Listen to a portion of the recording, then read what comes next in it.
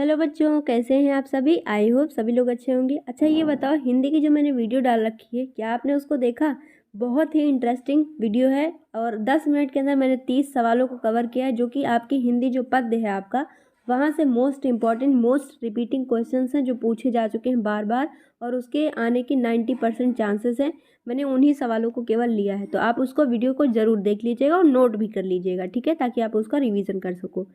चलिए अब आज की वीडियो को स्टार्ट करेंगे, जिसमें हम बायोलॉजी के इंपॉर्टेंट क्वेश्चंस को पढ़ेंगे। और हाँ, केमिस्ट्री के सारे क्वेश्चंस कंप्लीट हो चुके हैं, आप उसको रिवीजन करिए, बार बार उसको देखिए पढ़िए, ठीक है। चलिए पहला सवाल है हमारा, रंध्रों में द्वार कोशिकाओं की संख्या कितनी होती है। 2, 3, 4 या 5। राइट आंसर क्या हो जाएगा, 2। रंध्रों में गुर्दे अथवा जो सेम होती है, सेम के बीज के आकार की 2 द्वार कोशिकाएं होती हैं। किस आकार की, सेम जो होता है ना, सेम आपने देखा होगा, उसी की जो बीज होती है उसी के शेप का होता है। जब आपने अभी इस वाले फिगर में देखो, मैंने आपको बताया था ना, फिगर बना के 2 ऐसे ऐसे बीज होते हैं, बीज टाइप का आकार होता है, तो उसको याद रखिएगा। अगर चित्र याद रहेगा ना तो आंसर आप कर लोगे। और हिंदी का जो मैंने बताया है आप उसको देख लीजिए। और केमिस्ट्री का, हाँ, अब केमिस्ट्री का देखो बहुविकल्पीय कंप्लीट हो चुका है। अब मैंने सोचा है कि आपको सारे जो चैप्टर्स आपने पढ़ रखे होंगे उसका रिवीजन कराया जाए, ठीक है। तो कौन कौन से ऐसे बच्चे हैं जो चाहते हैं, कमेंट करिएगा। दूसरा सवाल है, श्वास नली की लंबाई कितनी होती है। 20 सेंटीमीटर, 20 से 30 सेंटीमीटर, 10 से 12 सेंटीमीटर या 5 सेंटीमीटर। राइट आंसर क्या हो जाएगा बच्चों, जो श्वास नली होती है वो उसकी लंबाई 10 से 12 सेंटीमीटर होती है, ठीक है। अच्छा, अगर यहाँ पे लंबाई दिया, अगर मान लो व्यास पूछा जाए तो कितना होगा, तो 1.5 से लेकर 2.5 के बीच सेंटीमीटर के बीच में इसका क्या होता है, व्यास। 1.5 मतलब 1.5, 2.5 मतलब 2.5, ठीक है। कि और जो ये इसकी जो है क्या होता है, किस तरीके का, तो खोखली नली के समान रचना होती है। तो ये भी हो सकता है पूछा जाए कि किस आकार की रचना होती है, तो खोखली होती है, ठीक है। चलेंगे अगले सवाल की तरफ। क्वेश्चन नंबर 3, फुफ्फुस गुहा में भरे तरल पदार्थ को क्या कार्य है। मतलब जो फुफ्फुस गुहा होती है उसमें जो तरल पदार्थ भरा रहता है उसका काम क्या होता है, ठीक है। तो फेफड़े की सुरक्षा करना, फुफ्फुसावरण को नम और चिकना बनाना, फुफ्फुसावरण को घर्षण मुक्त रखना, या उपरोक्त सभी। तो करेक्ट आंसर क्या हो जाएगा बच्चों, उपरोक्त सभी, ठीक है।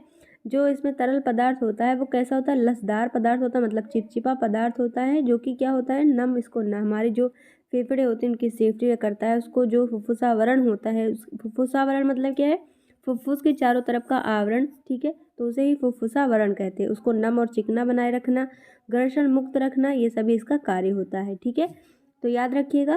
क्वेश्चन नंबर 3 बहुत ही इंपॉर्टेंट क्वेश्चन है ये, आपसे ये बार कम से कम देखो, पिछले सालों में हर 2-3 सालों से लगातार ये पूछा जा रहा है सवाल, तो हो सकता है कमेंट जो है आ जाए सवाल में आपके, तो याद रख लीजिएगा।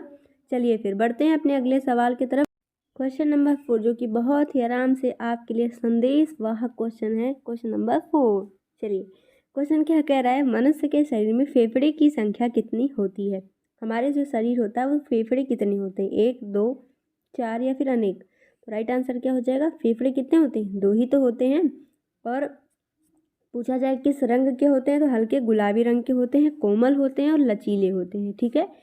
अब देखो, फेफड़े में 2 होता है, एक दायां फेफड़ा एक बायां फेफड़ा। दाएं और बाएं में भी पार्ट्स होते हैं अलग अलग, तो इसको भी आपको ध्यान रखना है। और इसी के ऊपर बेस्ड है अगला क्वेश्चन, तो इसको देखिएगा, ध्यान से पढ़िएगा।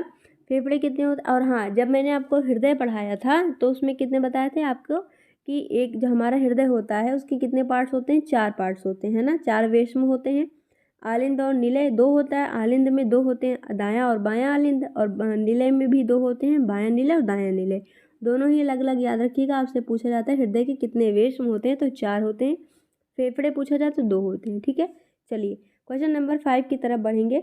मनुष्य के श्वास नली की दीवार में होती है सी आकार की उपास्थि, ओ आकार की उपास्थि, या सी आकार की अस्थि, या इनमें से कोई नहीं। तो करेक्ट आंसर क्या हो जाएगा बच्चों, सी आकार की उपास्थि होती है, यानी कि right answer option number A हमारा सवाल का सही जवाब होगा, ठीक है। मनुष्य की श्वास नली में सी आकार की उपास्थि के बने अधूरे छल्ले होते हैं, जो वायु न होने पर भी इस नली को पिचकने से रोकते हैं, ठीक है। और मैंने जो अभी कहा कि जो फेफड़े होते हैं, दायां फेफड़ा जो होता है बच्चों, याद रखिएगा, दाएं फेफड़े में 3 अलग अलग पालियों में, जो दायां फेफड़ा है हमारा वो 3 पालियों में बटा होता है, ठीक है। और जबकि जो बायां फेफड़ा होता है वो द्विपालित होता है, दायां 3 बायां 2, ठीक है। याद रखेंगे क्योंकि इस पे सवाल आपसे पूछा जा सकता है एग्जाम में। तो आपको क्वेश्चन छोड़ के नहीं आना है, अच्छे से आंसर करके आना है। ओके, देखो आ गया ना सवाल, दायां फेफड़ा कितने पिंडों में बटा होता है? तो अभी अभी बताया कितने में, 3 में बटा होता है, और बायां फेफड़ा 2 पिंडों में बटा रहता है। ओके, चलिए, और हाँ, आगे बढ़ने से पहले मैं आपको एक चीज़ और क्लियर कर दूँ कि जो है इस वीडियो को आप लोग शेयर नहीं करते हो, प्लीज़ शेयर किया करिए, क्योंकि इससे मेरा मोटिवेशन मिलता है, बढ़ता है। और मैं आपके लिए कोशिश करती रहती हूँ कि हर एक अच्छी अच्छी चीज़ें आपके लिए आई जाए। अब देखो मैं रिवीजन सीरीज़ लेके आने वाली हूँ, सारे सब्जेक्ट के आपका मैं रिवीजन कराऊंगी, हिंदी की वीडियोज़ मैं आपके लिए डाल ही रही हूँ। तो यार प्लीज़ वीडियो को शेयर करते रहा करो, आप शेयर ही नहीं करते हो तो मुझे अच्छा नहीं लगता। और चैनल को सब्सक्राइब करते रहा करिए। ओके, और जितने भी अपडेट्स मैं देती हूँ आप उससे जुड़ा रहा करिए। और संडे को चलिए फिर हम लोग लाइव आएंगे, है ना। कल हम लोग लाइव आते हैं शाम को 7:15 बजे। तो जितने वीडियोस देख रहे हैं आप लोग सबको शेयर कर दीजिएगा। शाम को हम लोग 7 बजे लाइव, 7:15 बजे लाइव आएंगे और आपस में हम लोग बातें करेंगे। और आपको जो ज़रूरी चीज़ें होंगी, जैसे आपके मन में जो भी डाउट है तो आप उसको पूछ सकते हैं। चलिए बढ़ेंगे अपने अगले सवाल की तरफ। क्वेश्चन नंबर 7, हीमोग्लोबिन महत्वपूर्ण भूमिका निभाता है किसमें? तो जो हीमोग्लोबिन होता है वो किसके जो है किसमें महत्वपूर्ण भूमिका निभाता है? उत्सर्जन में, श्वसन में, पाचन में या फिर वृद्धि में? राइट आंसर क्या हो जाएगा? श्वसन में, यानी कि ऑप्शन बी सवाल का सही जवाब होगा। जो हमारा हीमोग्लोबिन होता है, पहले तो ये बात ध्यान रखिए कि अगर क्वेश्चन में पूछूं कि जो हमारा ब्लड होता है, रक्त हमारा होता है, उसका रंग लाल क्यों होता है?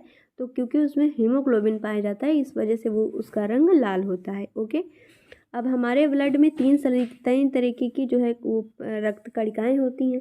एक होता है आरबीसी, एक होता है डब्ल्यूबीसी और एक होता है प्लेटलेट्स। तो जो आरबीसी होता है वो किसके आकार का होता है? गोले आकार में होता है, ठीक है।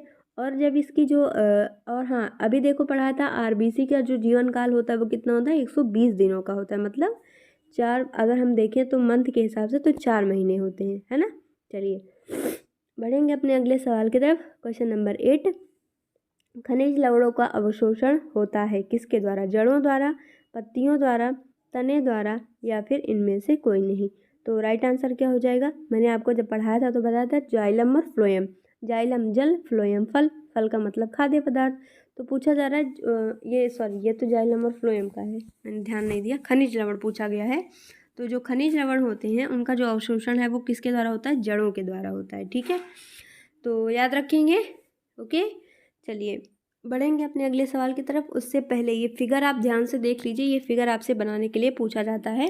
तो अगर मान लीजिए लॉन्ग क्वेश्चन आया ना तो ये फिगर आपको वहाँ पे बनाना पड़ेगा। तो फिगर इसको आप देख लीजिए ध्यान से, और हो सकता है अगर कोशिश करिए कि इसको अभी वीडियो पॉज कर लो और इसको कॉपी ले करके इसको अपने कॉपी पर ड्रॉ कर लो, ठीक है।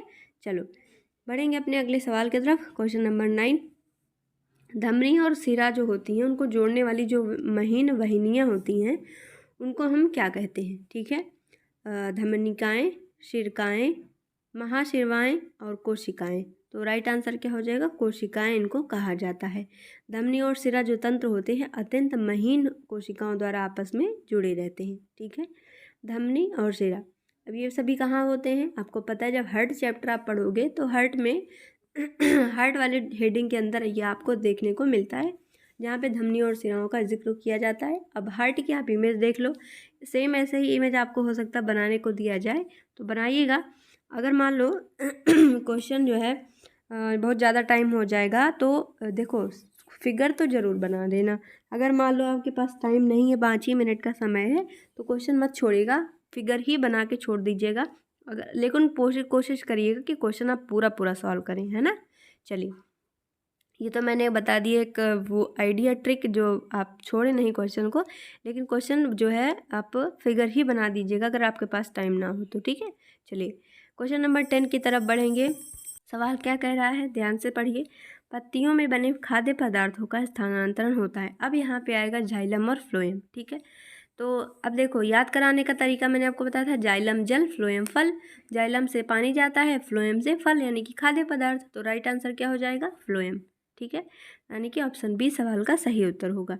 तो चलिए बच्चों मिलते हैं अब अगले वीडियो में। हमारा वीडियो कंप्लीट हो चुका है, 10 सवाल हमने पढ़ लिए हैं उसी के साथ साथ, और जितने भी फिजिक्स, अब देखो केमिस्ट्री कंप्लीट हो गया, फिजिक्स, बायो, हिंदी और कौन सा बच गया? एसएसटी। एसएसटी में थोड़ा ज़्यादा है तो मैं सोच रही हूँ कि जो है एसएसटी के थोड़े लॉन्ग वीडियोस बना दूँ ताकि फटाफट ये भी पूरा हो जाए, फिर हम जो है रिवीजन पे आ जाएंगे, है ना, क्योंकि हमें रिवीजन के लिए भी तो समय चाहिए। तो रिवीजन करेंगे और सारे बहुविकल्पीय का भी जो जितना भी पढ़ा है वो भी मैं रिवीजन कराऊंगी आपको। बस आपको अच्छे से पढ़ना है, खुद का ध्यान रखिए। Take care and best of luck.